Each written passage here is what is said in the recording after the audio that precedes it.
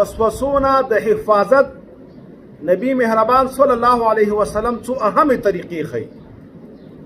د ټول نه اوله طریقه دا ده چې کله تا وسوسه راشي نو نبی مهربان صلی الله علیه وسلم فرمایي دا په دغه ځای کې رکاو کا، په دغه ځای کې ودروه، دا وسوسه وګدوه ما دې کې مخکې مزه زړه پې مه خوشحاله وه، یو غلط کار وسوسه راله نو اول طریقه دا ده چې ودرېږه، دا خبره دې چې رکاو کا، دا سوچ دې چې بدل کا. دیمه طریقه په دې حدیث کې نبی مهربان صلی الله علیه وسلم دا فرمایله چې تعوذ ووایه. دریمه طریقه دا وښودله چې امنت بالله ووایه. څلورمه طریقه دا وښودله قل هو الله احد الله الصمد ووایه. بله طریقه نبی مهربان صلی الله علیه وسلم دا وښودله ثم لیدفل عن یساره ثلاثا. درې کرته ګز طرف ته تفل وکړه، توک واچه دقه شان وکړه.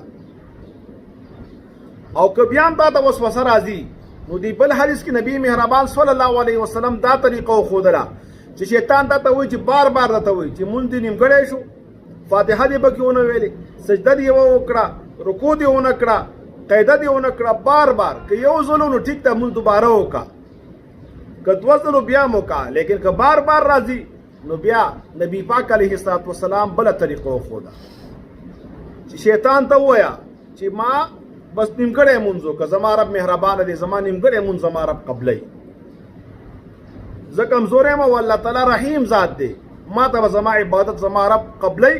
بس شیطان پسې مزه، بس بیا شیطان نا امید شي، بیا تا نه تنګوي. او دا خبر ځان ته ذهن کې راوله چې د علي کرم الله وجهه قول دی چې د مسلمان او د یهودي او د مسلمان او د نورو مذهبونو په عبادت کې فرق دا دی چې د مسلمان په عبادت کې او صلات کې شیطان وسوسې اچي او نورو مذهبونو والا ته یهودو نصاراو ته هیڅ وسوسه نه راځي. امام ابن قیم علیه الرحمت د وسوسو نه د حفاظت دپاره لس طریقې ښودلې دي. اوله طریقه تعوذ دی، اعوذ بالله ووایه، تاسو ته په دې حدیث کې تیرم. دویم طریقه قرات د معوذتینو دی، آخري دوه سورتونه قل اعوذ برب الفلق قل اعوذ برب الناس دا ووایه. دریمه طریقه آیت الکرسی ووایه الله لا اله الا هو. څلورمه طریقه سورة بقره په کثرت سره وایه، د هغې تلاوت کوه چې وسوسې دې نه ختمیږي یا ډېرېږي در باندې. پنځمه طریقه آمن الرسول د سورة بقره آخري دوه آیاتونه وایه او دا ډېر برکت والا آیاتونه دي. یو حدیث کې راځي څوک چې دا دوه آیاتونه د سورة بقره آخري آمن الرسول او لا یکلف الله نفسا وایي د دپاره به دا کافي شي. د څه نه به کافي شي؟ د ټولې شپې د عبادت نه، د شیطاني وسوسو نه الله به مدد وکړي، جنت دپاره به ورته کافي شي. مختلف مقاصد علماو د هغې حدیث بیان کړي دي. او د علي کرم الله وجهه مشهور قول دی چا کې چې ایمان وي او عقل وي هغه به د شپې نه وده کېږي مګر اخر دوه آیاتونه به د سورة بقرې خامخا لولي.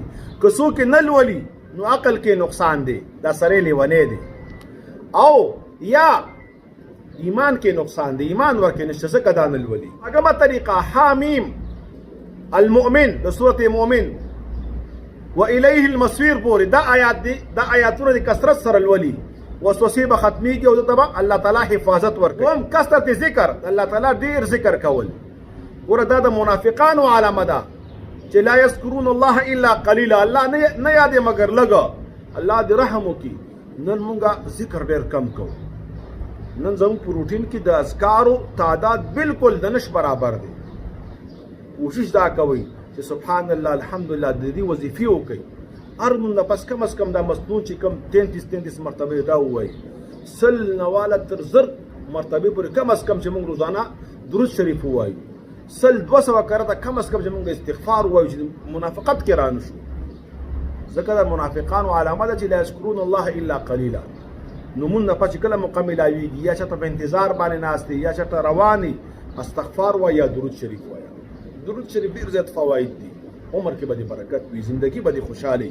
هغه مشهور حدیث دی، نبی اسلام فرمایي چې د درود شریف فایدې ډېرې دي. لویه فایده یې دا ده چې په دنیا کې د انسان ټینشن او غمونه ختموي او آخرت کې ګناهونه ختموي.